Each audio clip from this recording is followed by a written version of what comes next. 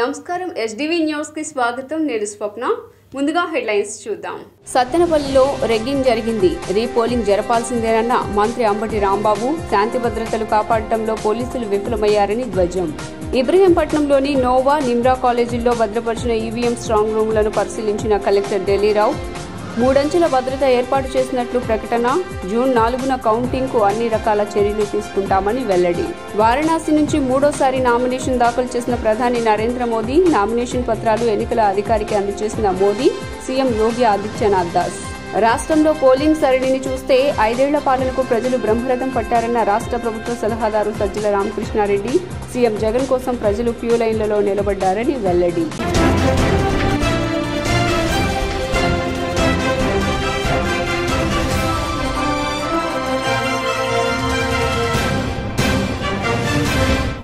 Details చూస్తే ragging జరిగింది, repolling జరిపించాల్సిందేనని మంత్రి అంబటి రాంబాబు అన్నారు.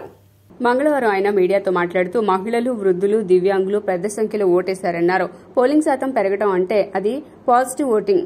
మహిళా సాధికారత కోసం సీఎం జగన్ కృషి చేశారు.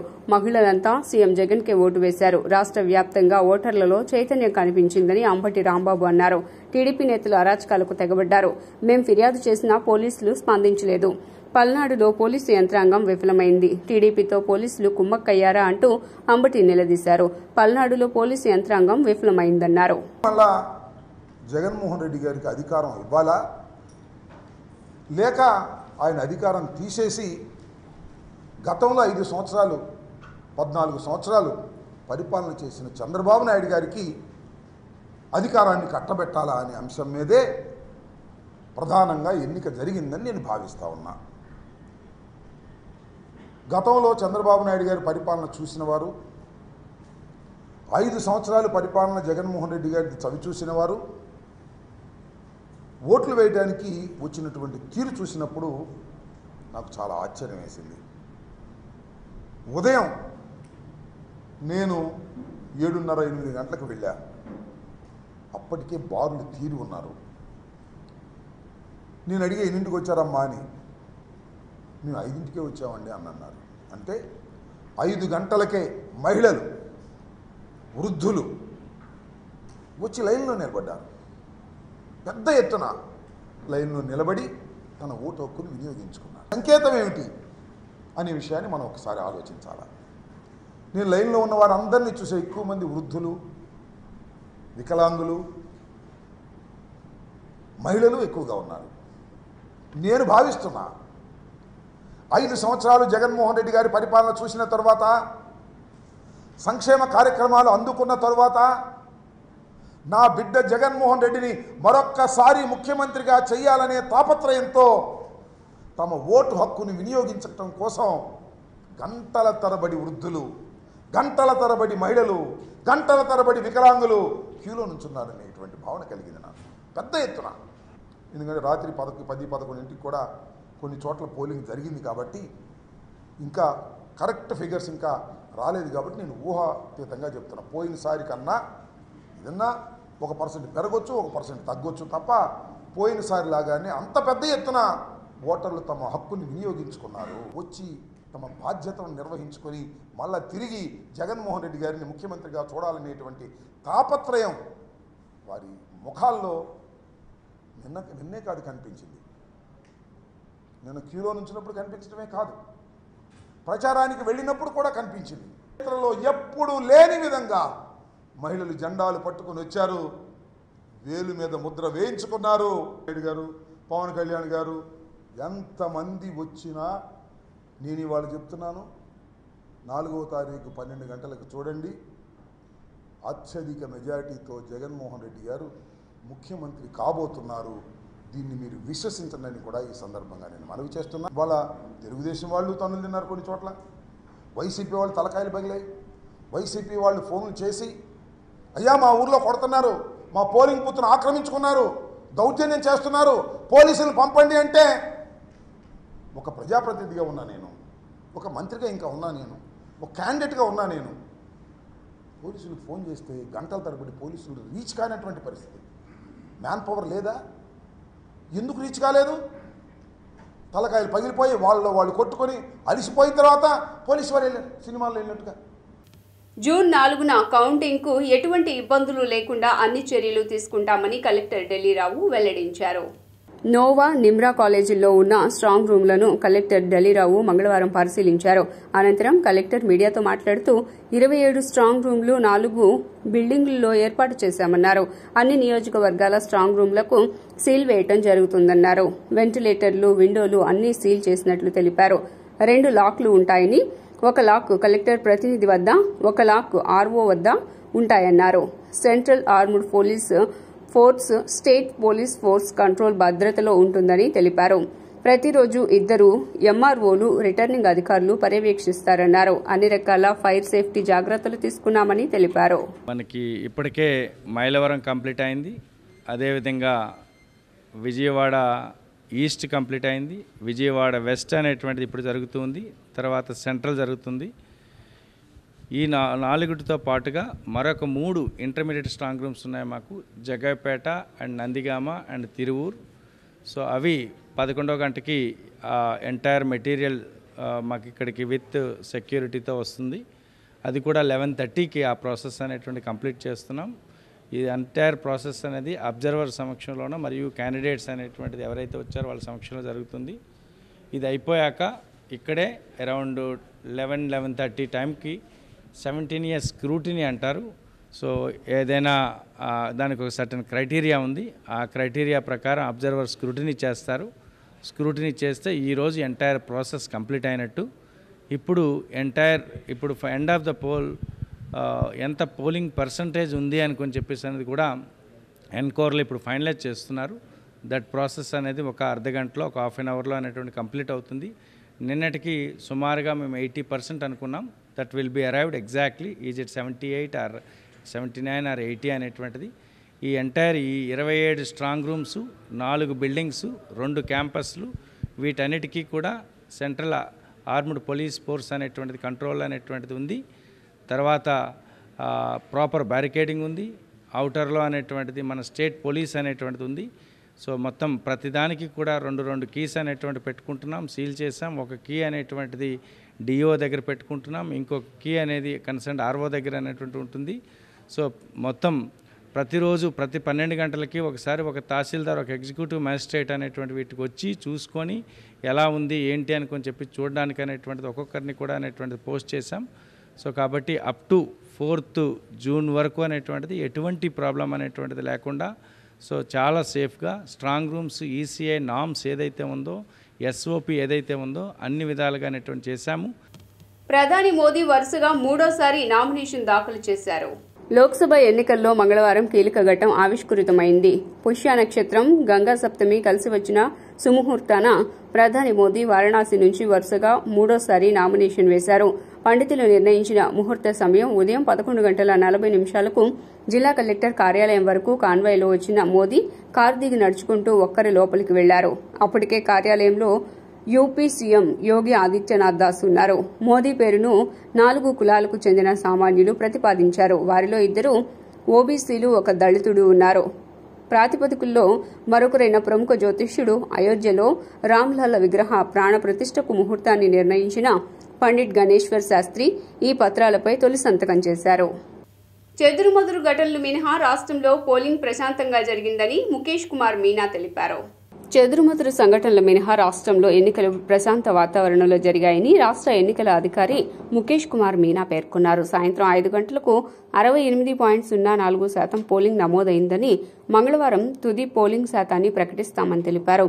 ఇప్పటి వరకు రీపోలింగ్ కు సంబంధించి ఎటువంటి ఫిర్యాదులు లేవని, మెరుగైన ఓటర్ల జాబితాలో ఓటు మిస్సింగ్ అనే ఫిర్యాదులు కూడా రాకపోవడం ఎంతో శుభ పరిణామమన్నారు. రాష్ట్ర వ్యాప్తంగా అధిక సంఖ్యలో యువ ఓటర్లు తమ ఓటు హక్కును వినియోగించుకున్నారని, రిసెప్షన్ సెంటర్లకు చేసే పోలింగ్ ఈవీఎంలను స్ట్రాంగ్ రూమ్లలో నిరంతర నిఘా మధ్య సురక్షితంగా భద్రపరచడం జరుగుతుందని ఆయన తెలియజేశారు. మార్నింగ్ 7 నుంచి మన 46,389 పోలింగ్ స్టేషన్స్లో పోలింగ్ స్టార్ట్ అయింది. One good thing is that morning నుంచే క్యూ లైన్లో చాలామంది వచ్చారు.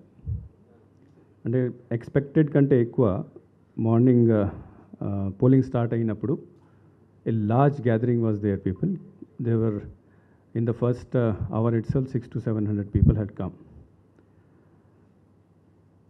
At that time and later, there were some issues related to EVM machines gurinchi konni issues vachinayi.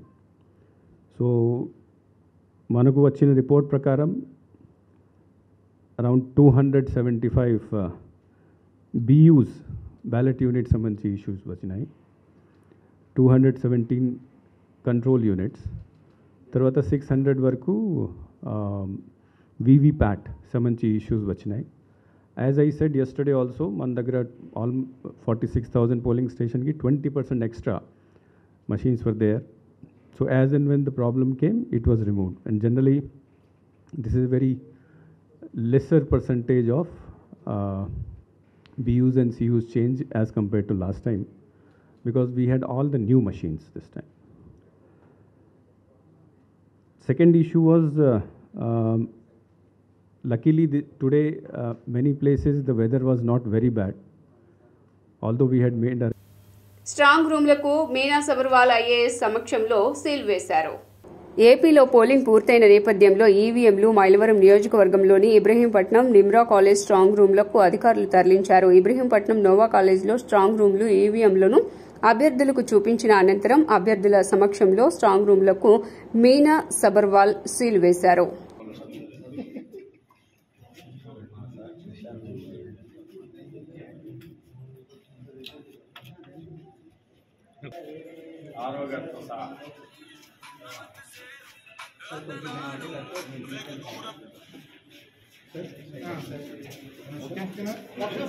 ప్రజల కోసం జగన్ నిలబడితే ఆయన కోసం ప్రజలు నిలబడ్డారని సజ్జల రామకృష్ణారెడ్డి అన్నారు.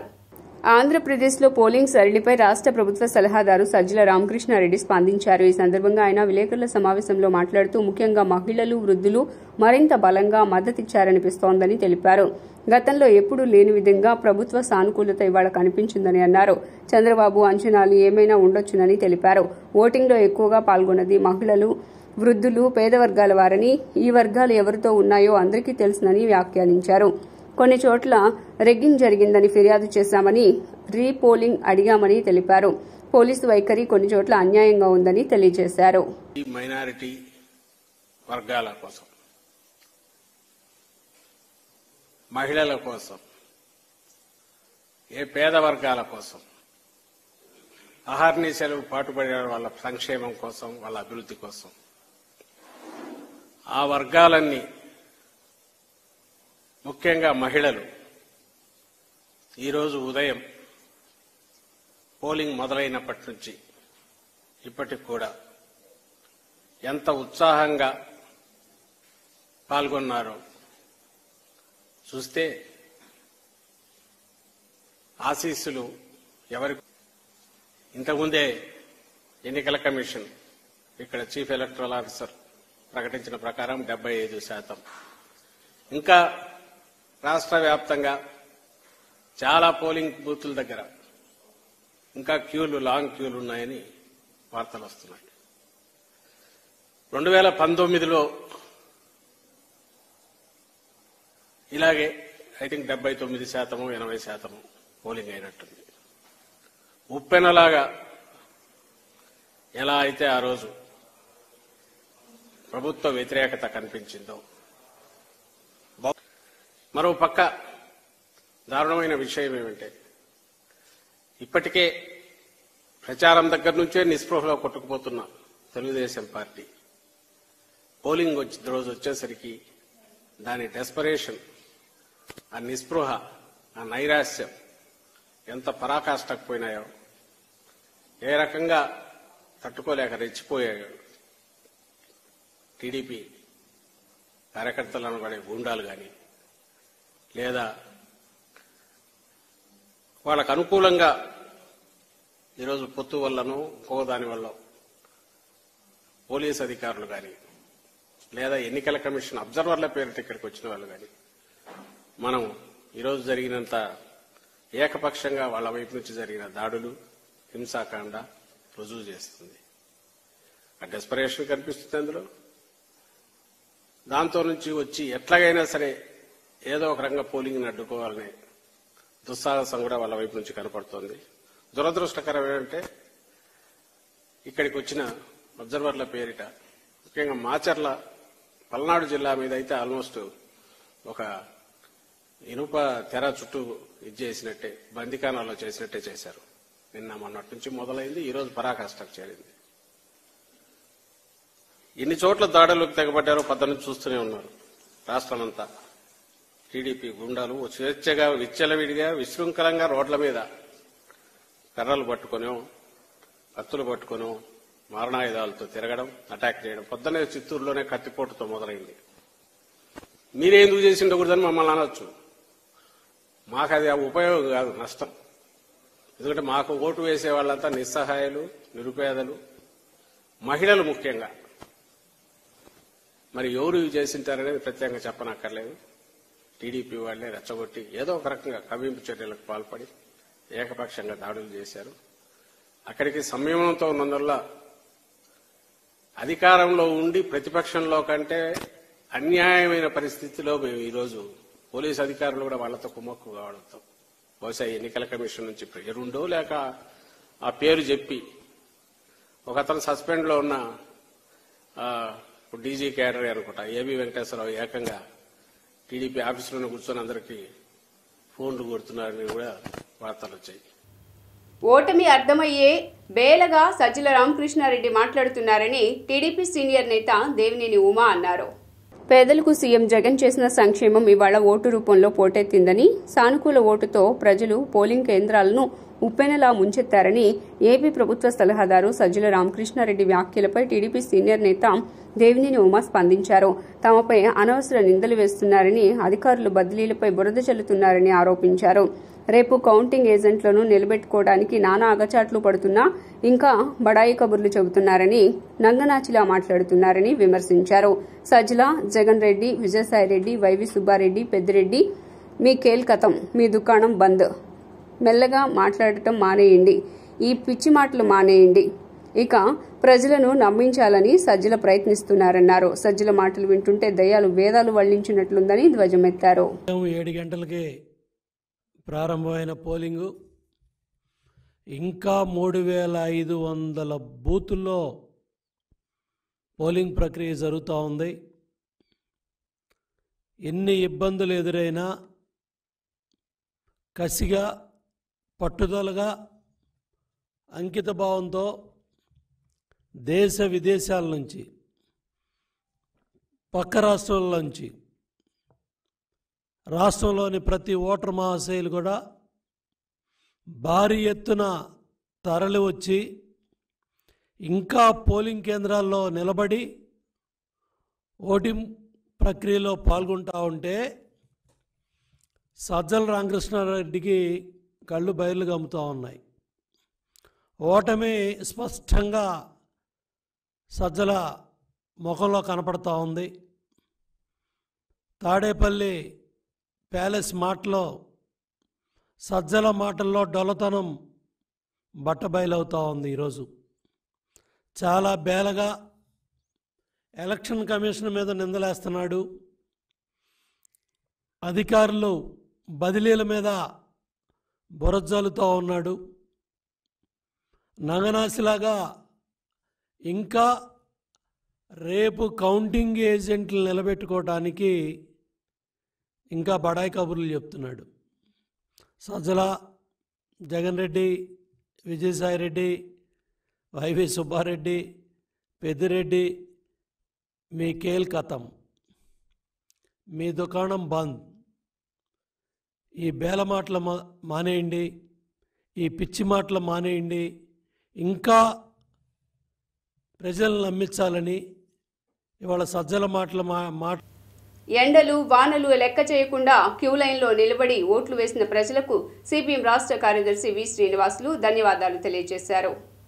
సిపిఎం పోటీ చేసిన అరకు పార్లమెంటు 8 అసెంబ్లీ నియోజకవర్గాలు సహా ఇండియా బ్లాక్లోని సిపిఐ, కాంగ్రెస్, సిపిఐ లిబరేషన్ పార్టీలకు ఓటేసిన ప్రజలకు, శ్రేయోభిలాషులకు, ఎన్నికల్లో పనిచేసిన కార్యకర్తలకు, నాయకులకు సిపిఎం అభినందనలు తెలియజేస్తోంది. ప్రత్యేకించి రాజ్యాంగ పరిరక్షణ కోసం ప్రజల తరపున నిరంతరాయంగా పనిచేసిన పౌర సంఘాల నాయకులకు, ప్రత్యేకించి రాజ్యాంగ పరిరక్షణ వేదిక నాయకులు వడ్డే శోభనాద్రీశ్వరరావు, కె విజయరావు, ప్రత్యేక హోదా నాయకులు చలసాని శ్రీనివాస్, మాజీ కేంద్ర మంత్రి వైరిచెర్ల కిషోర్ చంద్రదేవ్ తదితరులకు, వారి బృందాలకు సిపిఎం రాష్ట్ర కమిటీ కృతజ్ఞత అభివందనాలు తెలియజేసింది.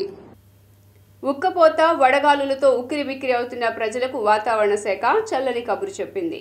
ఈసారి కాస్త ముందుగానే నైరుతి రుతుపవనాలు ప్రవేశించనున్నాయని సోమవారం ఒక ప్రకటనలో వెల్లడించింది.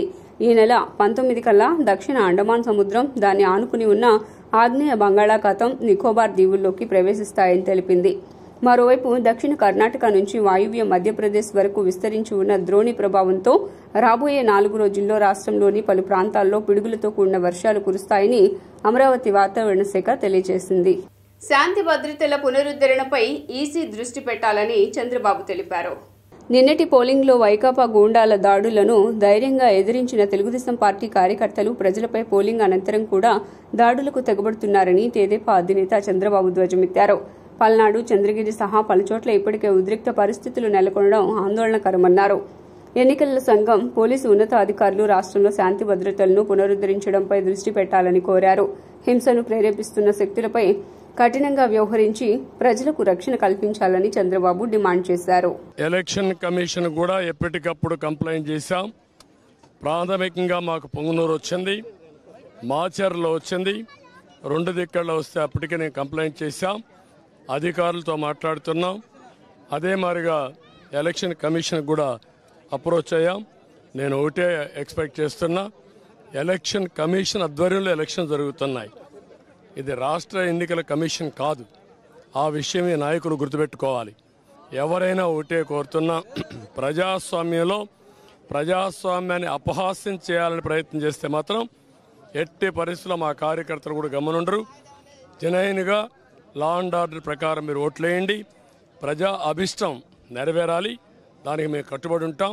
కానీ ప్రజాభిష్టాన్ని వమ్ము చేసే విధంగా రౌడీజంతో, గూండాయిజంతో మా ఏజెంట్లు కిడ్నాప్ చేస్తే మాత్రం ఎట్టి పరిస్థితుల్లో పోషించాం. ఎలక్షన్ కమిషన్ డిమాండ్ చేస్తున్నాం, పోలీస్ అధికారులను డిమాండ్ చేస్తున్నాం. ఎక్కడా అవాంఛనీయ సంఘటనలు జరగకుండా కాపాడవలసిన బాధ్యత మీది. ప్రతి ఒక్కరి వ్యక్తికి స్వేచ్ఛ ఉంది, స్వేచ్ఛగా ఓటేయాలి. ప్రతి ఒక్క రాజకీయ పార్టీకి స్వేచ్ఛ ఉంది. వాళ్ళ ఏజెంట్లు పెట్టుకునే హక్కు ఉంది. వాళ్ళ ఏజెంట్లు అలో చేయాలి, మీరే ప్రొటెక్ట్ చేయాలి. అది మీ బాధ్యత. వార్తలు ముగించే ముందు హెడ్లైన్స్ మరోసారి. సత్తెనపల్లిలో రెగ్గింగ్ జరిగింది, రీపోలింగ్ జరపాల్సిందేనన్న మంత్రి అంబటి రాంబాబు. శాంతి భద్రతలు కాపాడటంలో పోలీసులు విఫలమయ్యారని ధ్వజం. ఇబ్రహీంపట్నంలోని నోవా, నిమ్రా కాలేజీల్లో భద్రపరిచిన ఈవీఎం స్ట్రాంగ్ రూమ్లను పరిశీలించిన కలెక్టర్ ఢిల్లీరావు. 3 అంచెల భద్రత ఏర్పాటు చేసినట్లు ప్రకటన. జూన్ 4న కౌంటింగ్కు అన్ని రకాల చర్యలు తీసుకుంటామని వెల్లడి. వారణాసి నుంచి 3వ నామినేషన్ దాఖలు చేసిన ప్రధాని నరేంద్ర మోదీ. నామినేషన్ పత్రాలు ఎన్నికల అధికారికి అందజేసిన మోదీ, సీఎం యోగి ఆదిత్యనాథ్ దాస్.